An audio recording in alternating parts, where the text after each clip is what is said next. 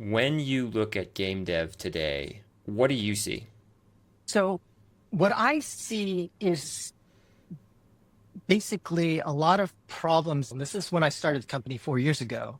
But what I saw were increasing trends that were troubling to me.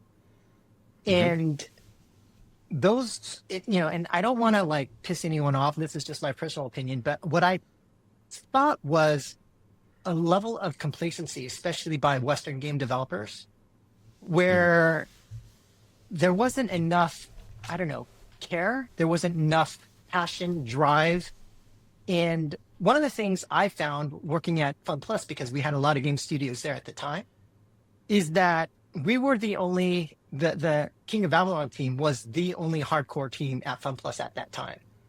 Every other Hmm. team failed.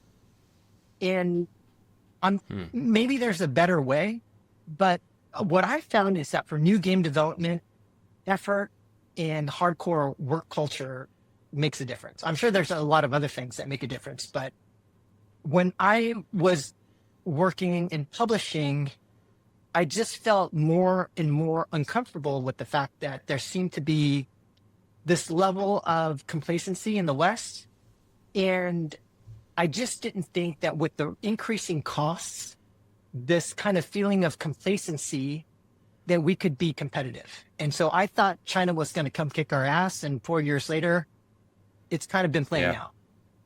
Hmm. And so what I felt was that, and we can go into more specifics in terms of Yeah. India itself now or later, but I just felt like I wouldn't I didn't think that the model of working with some of the world's most expensive developers out of California, as well as having that level of complacency with some of the folks that I knew, and I mean, I don't want to have any hate. I don't want to I'm not no no comment on no commentary or no specific I don't want to say anything negative about these guys. I think it's a choice, but I just didn't think I could find a team that could do well from a new game development perspective in terms of some of the if I were to start a company, I just didn't think I could find that team that was Mm. hardcore.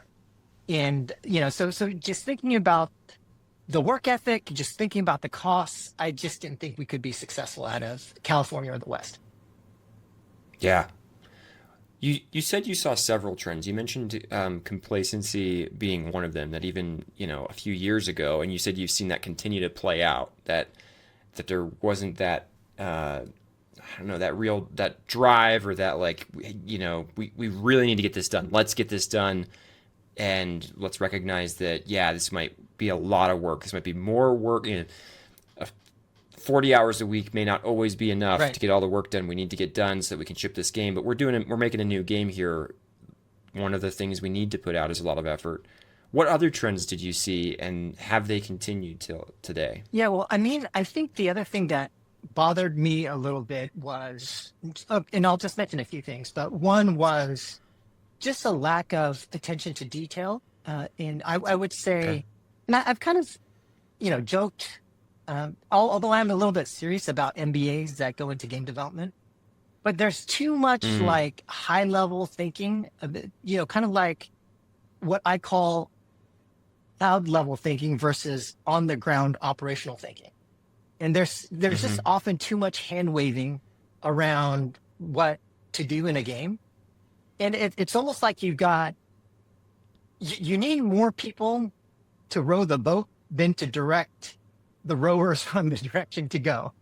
And Yeah. I just felt like there was this disconnect between the high level strategy and thinking about what to do, and a lot of very charismatic, smart talkers versus people who actually went into the details, played the games, understood insights about games and what kind of games should be developed, not from hand waving and just kind of looking at deconstructions that some other person wrote and just, trying to sound smart, but actually getting into the weeds of the games and really understanding from, as Elon Musk would say, first principles about what makes a good game and what kind of game to develop.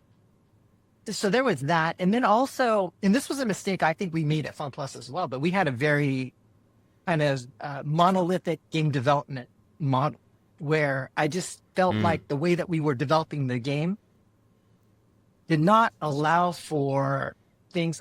These are things that we've talked about before, Ben, in terms of like having proper pre-production, keeping yeah. teams as small as possible, trying to be more agile in terms of development, and then how you do game validation. Now, I think so. King of Avalon was a success, but to some degree, I felt like it was because we had one insight, which was to try and make the game a little bit more casual and to like open up the funnel for players.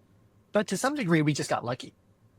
And I Hmm. think that if we were going for a more dynamic game genre or a new game genre, which would require more pivots and basically trying to adjust game design more frequently and more dynamically, we probably would not have been successful. Mm. There's, I was having a conversation recently about the idea of this luck. And I think it's, I think one, it's not helpful to just go like, well, I was lucky or unlucky with all the decisions you make in life. You have to at some point take agency. Simultaneously, the reality is the circumstances outside your control play a role. And one of the things I've seen in Western dev is almost this pedigreed approach to, and then perhaps this is similar to the MBA thing you were describing, of, oh, if I can find someone who's made a successful game in the past, well, they must know how to repeat that success. And multiple major studios have taken this approach that I'm aware of.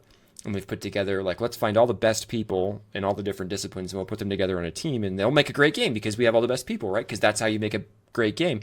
And I think basically 100% of those efforts have Well, failed. I think there's another nuance to that game too, because if you round up all the people on a team that have worked on a successful game and you ask them to attribute who was responsible or, credit for the game, you'd wind up with like 10,000%, right?